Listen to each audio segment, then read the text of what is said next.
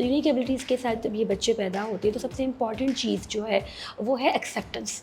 और एक्सेप्टेंस देखिए पेरेंट्स के लिए भी बहुत ज़रूरी है कि वो एक्सेप्ट करें, फैमिली के लिए भी बहुत ज़रूरी है, उसके बाद सोसाइटी का नंबर आता है। हमारे यहाँ होता ये है कि माँ बाप जो है वो डिनाइल में चले जाते हैं, हमारे घर तो कभी हुआ ही नहीं, हमारे साथ तो ऐसा हो ही नहीं सकता। And even if they try to get this done तो उन्हें बहुत चैलेंजेस सोसाइटी की तरफ से आ जाते हैं। जब तक आप बच्चों को सामने नहीं लाएंगे तो जो माशरा है वो सीखेगा नहीं कि इनके साथ बिहेव कैसे करना है। ये टू वे है, दोनों को अपना अपना पार्ट प्ले करना है। अगर हम ऐसी हाइड करके रखेंगे तो सोसाइटी को कैसे सिखाएंगे। जो बताओ कौन कौन सी लैंग्वेजेस सीखी हैं तुमने? English, Urdu, French, German, Italian.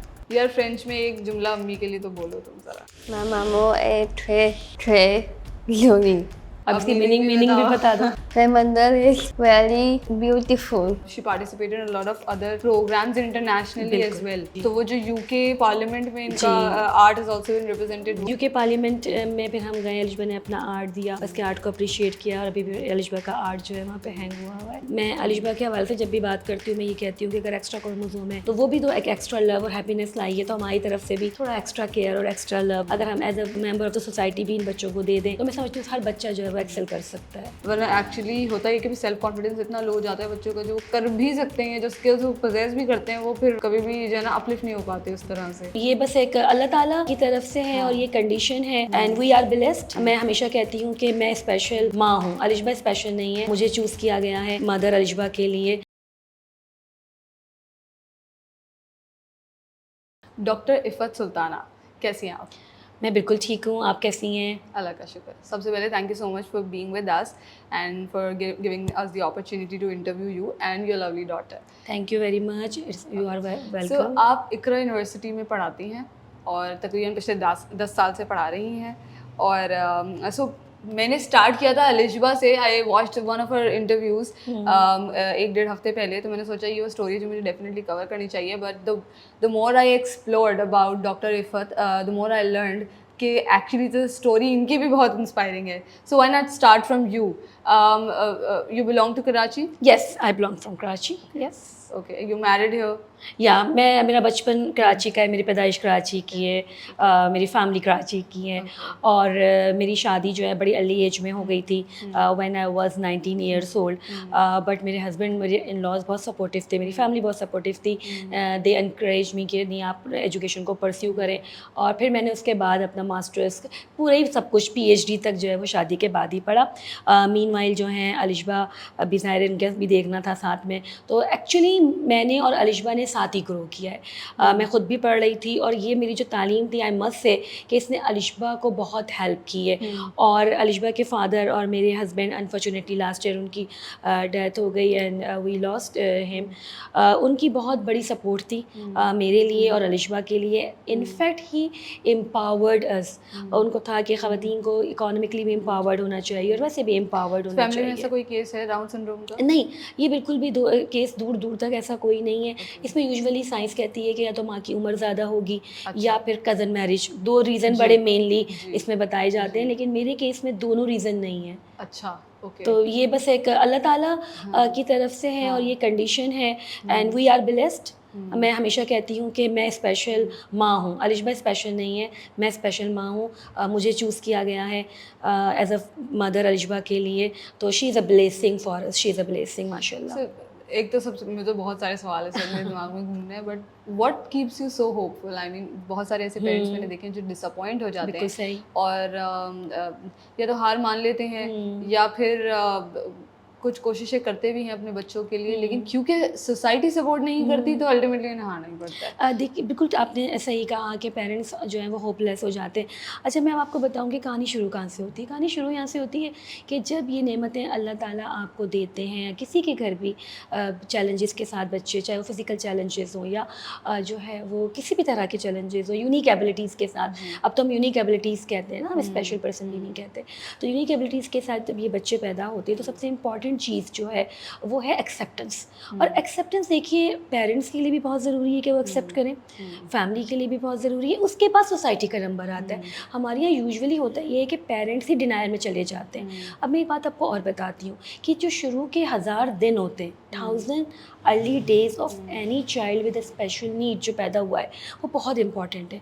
अगर उन 100 दिनों 1000 दिनों में अगर कोशिश की जाए कि बेहतर तौर पे जो भी डॉक्टर रिकमेंड कर रहे हैं, थेरेपीज़ है या जो भी ट्रीटमेंट है वो करवा लिया जाए तो उसका असर बाकी सारी ज़िंदगी पे बहुत अच्छा रहता है। अच्छा, अब हमारे यहाँ होता है क्या, हमारे यहाँ होता ये है कि माँ बाप जो है वो डिनाइल में चले जाते हैं, हमारे घर तो कभी हुआ ही नहीं, हमारे साथ तो ऐसा हो ही नहीं सकता, हमारे बच्चे के साथ तो ऐसा हो ही नहीं सकता। अच्छा, अगर कोई कह भी रहा है कि हमें ऐसा लग रहा है तो मुझे लगता है वो बुरा मान जाते हैं। अब फिर उसके बाद फैमिली एक्सेप्ट नहीं कर रही होती है या फैमिली के प्रेशर की वजह से पेरेंट्स एक्सेप्ट नहीं कर रहे होते। और दिन फिर आपको सोसाइटी का तो पता ही है, अभी हम बहुत पीछे हैं इंक्लूजन को लेकर, अभी हम बहुत पीछे हैं एक डाइवर्सिटी के कॉन्सेप्ट को लेकर, और लेकिन it's a time to work on it. वो पब्लिकली एक्सेप्ट भी नहीं करते ना, Publicly या तो accept वो नहीं बच्चे को बाहर लेकर नहीं जाएंगे या जितना छुपाएंगे उस बात को उतना छुपा सकेंगे। You are very true. कैसे ही होता है कि मैंने, आप यकीन करें कि हमने बड़े क्वालिफाइड पेरेंट्स भी देखे जो अपने बच्चों को हाइड करते हैं। हमने शुरू से जो है अलिशबा को हर जगह हम लेकर गए, इसको ट्रैवलिंग का भी बहुत शौक है, शॉपिंग का, आउटिंग का, जो इस उम्र के बच्चों को या हर एज के बच्चों को होता है। और उससे होता है क्या, देखिए जब तक आप बच्चों को सामने नहीं लाएंगे तो जो माशरा है वो सीखेगा नहीं कि इनके साथ बिहेव कैसे करना है। ये 2 वे है, दोनों को अपना अपना पार्ट प्ले करना है। अगर हम ऐसे ही हाइड करके रखेंगे तो सोसाइटी को कैसे सिखाएंगे हमें। जब इनको बाहर लेकर आएंगे, जब सोसाइटी में चीज़ें नॉर्मलाइज होंगी तो बिहेवियर भी नॉर्मलाइज होना शुरू हो जाएगा। ये मेरा एक ज़ाती ओपिनियन है कि जब लोग देखेंगे तो लोग सीखेंगे भी कि कैसे बिहेव जब पेरेंट्स की तरफ से। जी तो फिर नॉर्मलाइज कैसे करेंगे एक्चुअली बिल्कुल यही बात है। और जो अभी हमारा जो मोटिव को लेके चल रहे हैं, ये जिस फिलॉसफी को लेके चल रहे हैं वो यही है कि डाइवर्सिटी और इंक्लूजन की बहुत ज़रूरत है और हर सतह पे बहुत ज़रूरत है। तो यहाँ पे पेरेंट्स के अवेयरनेस के साथ साथ उनको एजुकेट होने की भी ज़रूरत है। Okay so I also want to ask कि आई एम श्योर आपने स्कूल में एडमिशन कराया होगा और तब चैलेंजेस रहे होंगे।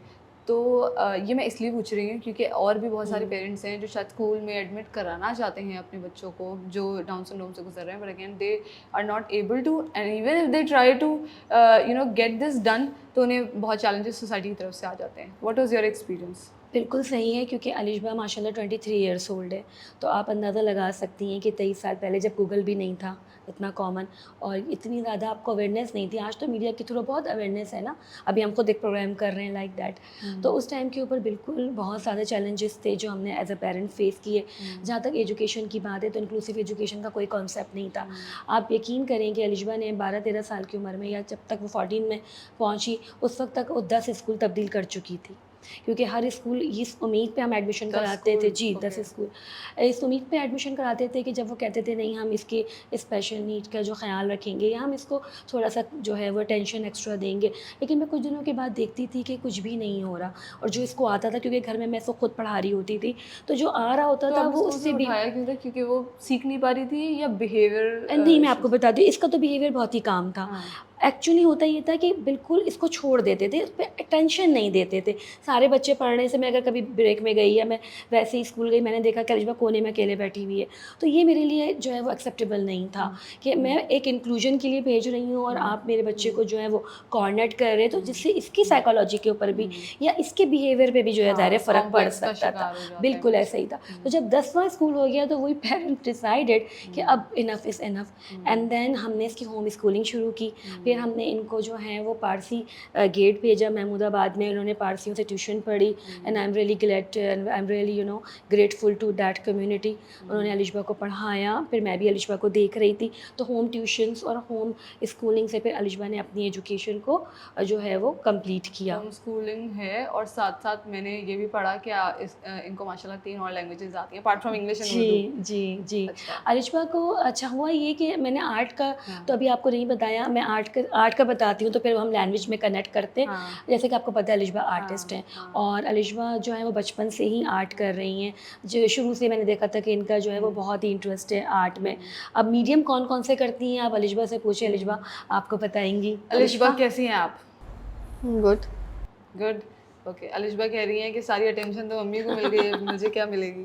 नहीं अलिशबा को मिलेगी। मुझे बताओ कौन कौन सी लैंग्वेजेस सीखी हैं तुमने? मुझे English, Urdu, French, German, Italian.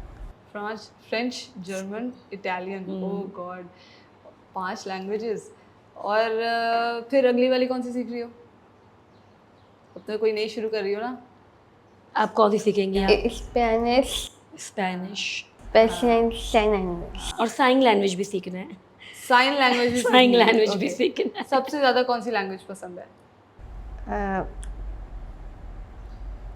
French. French पसंद है। क्योंकि फ्रेंच अलिशबा 2015 से पढ़ रही हैं एलियांस फ्रांसे में, और अभी माशाल्लाह ये B1 लेवल की स्टूडेंट हैं, और इन्होंने इंटरनेशनल फ्रेंच एग्ज़ाम जो लैंग्वेज का होता है वो भी पास किया है। ओह यार, फ्रेंच में एक जुमला अम्मी के लिए तो बोलो तुम ज़रा। हाँ, मामो ए ट्रे जोली। अब इसकी अब मीनिंग meaning भी बताओ। बता दो। My mother is very beautiful. My mother is very beautiful. That's so beautiful. अच्छा, तो इन्होंने लैंग्वेजेस भी सीखी, languages और भी ऑल्सो मैं सीखी। ये भी देख रही थी कि she participated in a lot of other programmes internationally as बिल्कुल। वेल। जी जी जी। तो वो जो यूके पार्लियामेंट में इनका जी। Art is also been represented, वो स्टोरी मुझे जी, बताएं। अलिशबा को भी एजाज़ हासिल है कि अलिशबा को UN वुमेन ने 3 दफ़ा एक्नॉलेज किया है अपने ऑफिशियल सोशल मीडिया प्लेटफॉर्म पे।